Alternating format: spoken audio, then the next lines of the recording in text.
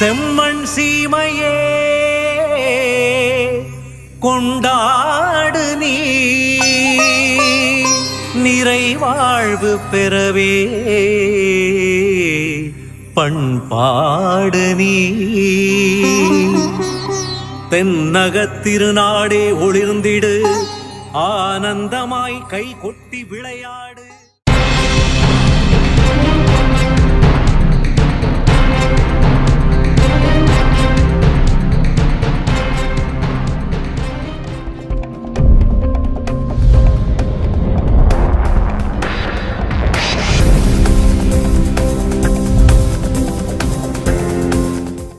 தவக்கால சிறப்பு சிந்தனை. குடந்தை மறைமாவட்டம் பெஸ்கி கலை தொடர்பகம் வழியாக சந்திப்பதில் மிக்க மகிழ்ச்சி. உங்கள் அனைவருக்கும் இறைவனின் சமாதான வாழ்த்துக்கள். தவக்காலம் என்பது மனமாற்றத்திற்கும் மன்னிப்பிற்கும் பரிசுத்தப்படுத்தலுக்கும் அருளின் நேரமாகும். இன்று நாம் கேட்கும் நற்செய்தியில் திராட்சை தோட்ட உரிமையாளர் பற்றிய உவமையின் மூலம் இறைவன் நமக்கு ஒப்படைத்த அருள் வரங்களை நாம் எவ்வாறு கையாளுகிறோம் என்பதை சிந்திக்க அழைக்கிறார். இறைவன் நமக்கு கொடுத்துள்ள குடும்பம், உடல் நலம், திறமைகள், வாய்ப்புகள் இவை அனைத்தும் ஒரு திராட்சை தோட்டம் போன்றவை.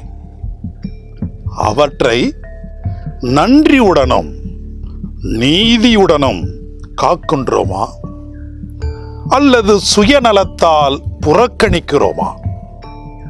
இந்த தவக்காலம் நம் இதயத்தை ஆராயும் நேரம். கட்டுவோர் புறக்கணித்த கல்லே கட்டடத்திற்கு மூலக்கல்லாயிற்று என்று நற்செய்தி சொல்லுகிறது. மனிதர்கள் தள்ளிய புறக்கணித்த இயேசுவை இறைவன் உயர்த்தினார். அதுபோல நம் வாழ்க்கையில் நாம் தள்ளி வைத்திருக்கும் நன்மைகள், மன்னிப்பு, தாழ்மை, கருணை இவற்றை மீண்டும் ஏற்றுக்கொள்ள வேண்டிய காலம் இது.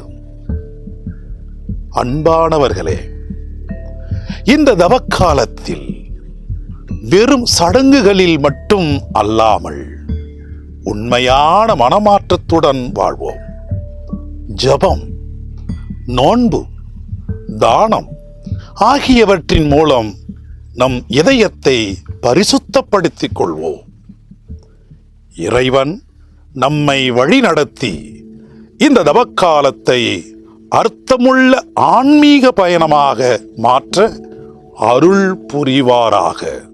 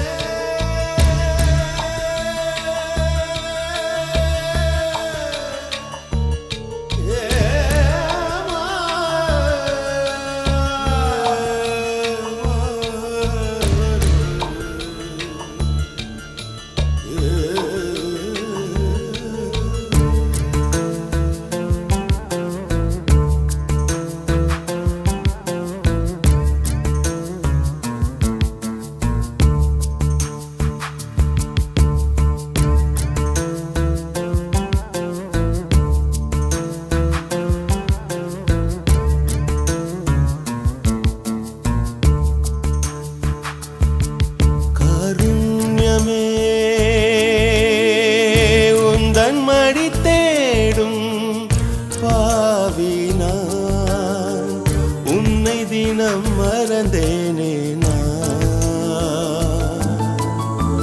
பாவியனை மன்னித்திட மனமிரங்கும் பாவியனை மன்னித்திட மனமிரங்கும் காருண்யமே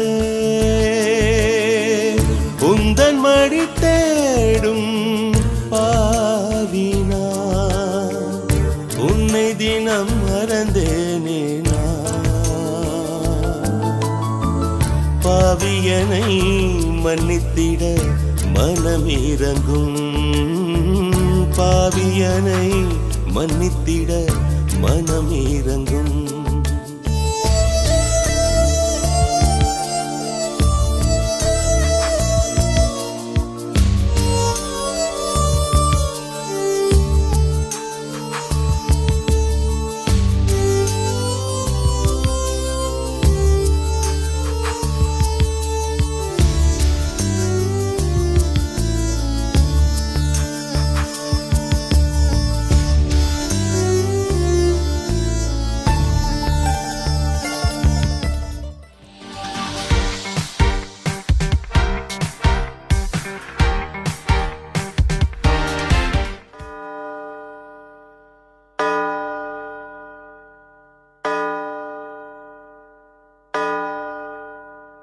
தந்தை, மகன், தூய ஆவியாரின் பெயராலே ஆமென். ஆண்டவர் உங்களோடு இருப்பாராக, ஆன்மாவோடும் இருப்பாராக. மத்தேயு எழுதிய தூய நற்செய்தியிலிருந்து வாசகம். ஆண்டவரே மாட்சி உமக்கே. எல் 21 இறைவாக்கியங்கள் 33 முதல் 43 வரை மற்றும் 45 முதல் 46 வரை. அக்காலத்தில் இயேசு தலைமை குருக்களையும் மக்களின் மூப்பர்களையும் நோக்கி கூறியது: மேலும் ஓர் உவமையை கேளுங்கள். நிலக்கிழார் ஒருவர் ஒரு திராட்சை தோட்டம் போட்டு சுற்றிலும் வேலி அடைத்து அதில் பிழிவு குழி வெட்டி ஒரு காவல் மாடமும் கட்டினார். பின்பு தோட்ட தொழிலாளர்களிடம் அதை குத்தகைக்கு விட்டுவிட்டு நெடும் பயணம் மேற்கொண்டார். பழம் பறிக்கும் காலம் நெருங்கி வந்தபோது அவர் தமக்கு சேர வேண்டிய பழங்களை பெற்று வரும்படி தம் பணியாளர்களை அத்தோட்ட தொழிலாளர்களிடம் அனுப்பினார். தோட்ட தொழிலாளர்களோ அவருடைய பணியாளர்களை பிடித்து ஒருவரை நைய புடைத்தார்கள், ஒருவரை கொலை செய்தார்கள், ஒருவரை கல்லால் எறிந்தார்கள். மீண்டும் அவர் முதலில் அனுப்பியவர்களை விட மிகுதியான வேறு சில பணியாளர்களையும் அனுப்பினார். அவர்களுக்கும் அப்படியே அவர்கள் செய்தார்கள். தம் மகனை மதிப்பார்கள் என்று அவர் நினைத்து கொண்டு அவர் இறுதியாக அவர்களிடம் அனுப்பினார். அம்மகனை கண்டபோது தோட்ட தொழிலாளர்கள், இவன்தான் சொத்துக்கு உரியவன், வாருங்கள், நாம் இவனை கொன்று போடுவோம், அப்போது இவன் சொத்து நமக்கு கிடைக்கும் என்று தங்களிடையே பேசிக்கொண்டார்கள். பின்பு அவர்கள் அவரை பிடித்து திராட்சை தோட்டத்திற்கு வெளியே தள்ளி கொன்று போட்டார்கள். எனவே திராட்சை தோட்ட உரிமையாளர் வரும்பொழுது அத்தொழிலாளர்களை என்ன செய்வார் என இயேசு கேட்டார். அவர்கள் அவரிடம், அத்தீயோரை ஈவிரக்கமின்றி ஒழித்து விடுவார், உரிய காலத்தில் தமக்கு சேர வேண்டிய பங்கை கொடுக்க முன்வரும் வேறு தோட்ட தொழிலாளர்களுக்கு அத்திராட்சை தோட்டத்தை குத்தகைக்கு விடுவார் என்றார்கள். இயேசு அவர்களிடம், கட்டுவோர் புறக்கணித்த கல்லே கட்டடத்திற்கு மூளைக்கல் ஆயிற்று. ஆண்டவரால் இது நிகழ்ந்துள்ளது, நம் கண்களுக்கு இது வியப்பாயிற்று என்று நீங்கள் மறைநூலில் ஒருபோதும் வாசித்தது இல்லையா? எனவே உங்களிடமிருந்து இறையாட்சி அகற்றப்படும். அவ்வாட்சிக்கு ஏற்ற முறையில் செயல்படும் ஒரு மக்களினத்தார் அதற்கு உட்படுவர் என நான் உங்களுக்கு சொல்லுகிறேன். தலைமை குருக்களும் பரிசேயரும் அவருடைய ஓமைகளை கேட்டபோது தங்களை குறித்தே அவர் கூறினார் என்று உணர்ந்து கொண்டனர். அவர்கள் அவரை பிடிக்க வழி தேடியும் மக்கள் கூட்டத்தினர் அவரை இறைவாக்கினர் என்று கருதியதால் அவர்களுக்கு அஞ்சினார்கள். ஆண்டவரின் அருள்வாக்கு. இறையேசுவில் பிரியமான அன்பு சகோதர சகோதரிகளே, இன்று தவக்காலத்தினுடைய 3வது வெள்ளியில் நாம் காலடி எடுத்து வைக்கின்றோம். இயேசு தமது கல்லேயா பணியை தொடங்கிய பொழுது பரிசேயர், மறைநூல் அறிஞர் போன்றவர்கள் அனைவருடனுமே மக்கள் சார்பாக இயேசு பல மோதல்களில் ஈடுபட வேண்டிய நிலை ஏற்பட்டது. அதே போன்றுதான் அவர் எருசலேமிலே பணி செய்த போதும் இப்படிப்பட்ட மனப்போக்கு ஏற்படக்கூடிய சூழல் ஏற்பட்டது. எருசலேமிலே வாழ்ந்த சமய தலைவர்கள் இயேசுவை தங்கள் சூழ்ச்சிகளிலே சிக்க வைக்க வழி தேடினார்கள். இப்படிப்பட்ட மனநிலையை வாழ்ந்தவர்கள்தான் இந்த பரிசேயர்களும் மறைநூல் அறிஞர்களும். பாவங்கள், பலவீனங்கள், குற்றங்கள், குறைகள் இவைகளையெல்லாம் மனசாட்சியோடு செய்தார்கள். ஆனால் அதை நியாயப்படுத்தினார்கள். இப்படிப்பட்ட மனப்போக்கு கொண்டவர்கள் மத்தியிலே வாழக்கூடிய சூழல் இயேசுவுக்கு ஏற்பட்டது, அவர்களை சார்ந்திருந்த மக்களுக்கும் ஏற்பட்டது. இந்த சூழலில்தான் கொடிய குத்தகைக்கார உவமையை ஆண்டவர் இயேசு கையாளுகிறார். இந்த கொடிய குத்தகைக்காரருடைய உவமை ஒரு தொடர் உருவகமாக இருக்கிறது. அதில் பார்த்தோம் என்றால், திராட்சை தோட்டம் என்பது இஸ்ராயல் மக்களை குறிக்கிறது. தோட்ட உரிமையாளர் இறைவனை குறிக்கிறது.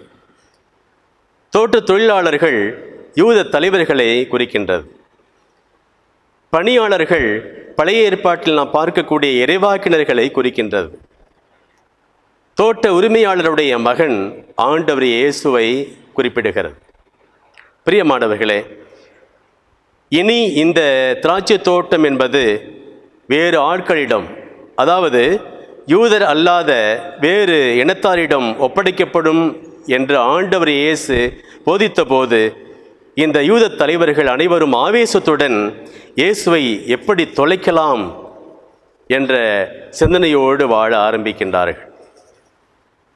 இந்த குத்தகைக்காரர்கள் யார் என்று பார்த்தோம் என்றால், அவர்கள் இந்த இஸ்ராயலுடைய சமய தலைவர்களாக இருந்தவர்கள். இவர்கள் பாமர மக்களை எல்லாம் ஏமாற்றி பிழைத்தவர்கள். தங்களது பதவிக்கும் வருமானத்திற்கும் செல்வாக்குக்கும் எந்தவித பாதிப்பும் ஏற்படாமல் பார்த்து கொண்டார்கள். சமய நம்பிக்கையிலே மக்களை திசை திருப்பி அநியாயங்களை எல்லாம் கடவுள் பெயரால் நியாயப்படுத்துவதற்கு கூட தயங்க மாட்டார்கள். இவர்களை எதிர்த்து இது சரியல்ல என்று சொல்லி உண்மையை நிலைநாட்டுவதற்காக ஒரு சிலர் வந்தார்கள் என்றால், அவர்கள் அனைவரையும் தங்களது அதிகாரத்தாலும் மாற்றலாலும் அடக்க முயற்சிக்கக்கூடியவர்கள். தேவைப்பட்டால் அவர்களை கொலை செய்யக்கூட முற்படக்கூடியவர்கள்.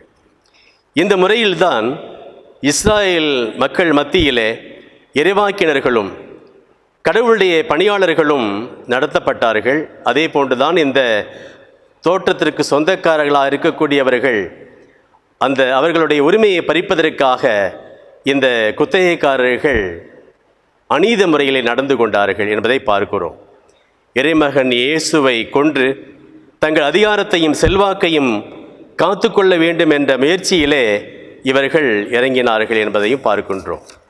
இப்படிப்பட்ட சூழலில்தான் ஒதுக்கப்பட்ட கல்லே மூளைக்கல் ஆயிற்று என்ற விந்தையான இறை நீதியை ஆண்டவர் இயேசு முன்னெடுக்கிறார்.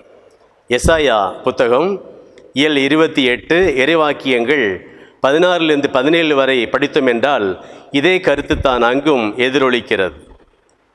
என்ன கருத்து என்று பார்த்தோம் என்றால், அடிமைகளும் நாடு கடத்தப்பட்டவர்களுமாயிருந்த இஸ்ராயேல் மக்களை ஒரு சமூகமாக ஒன்று திரட்டி இவர்கள் அரச குருத்துவத்தினுடைய கூட்டம் என்ற உயர்ந்த தகுதியை அவர்களுக்கு வழங்கியிருந்தார் இறைவன்.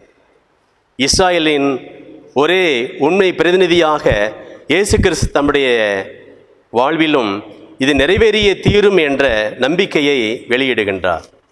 பிரியமானவர்களே, இறையாட்சியினுடைய இந்த இறுதி நோக்கம் என்ன என்று இந்த ஓமையை வழியாக ஆண்டவர் இயேசு என்ன சொல்ல வருகிறார் என்றால், பல இனத்தவரும் இணைந்த திருச்சபையை உருவாக்க வேண்டும் என்ற ஒரு செய்தி. நீதிக்கும் உண்மைக்கும் எப்பொழுதும் இறைவனை பிரதிபலிக்கக்கூடிய நீங்களும் நானும் தலைவணங்க வேண்டும் என்ற இரண்டாவது செய்தி. நமது பொறுப்புகளையும் கடமைகளையும் எல்லா சூழ்நிலையிலும் உணர்ந்து வாழ வேண்டும் என்ற செய்தி. பாவங்கள் அனைத்தையும் பழுதாக்குகின்ற பொழுதுதான் இறைவன் நம் ஒருவரையும் ஆசீர்வதித்து பல மடங்காக நம்மை எல்லா நிலைகளிலும் துறையிலும் உயர்த்துவார் என்ற செய்தி. இந்த செய்திகளோடு இப்பலியில் பங்கெடுப்போம். ஆமென்.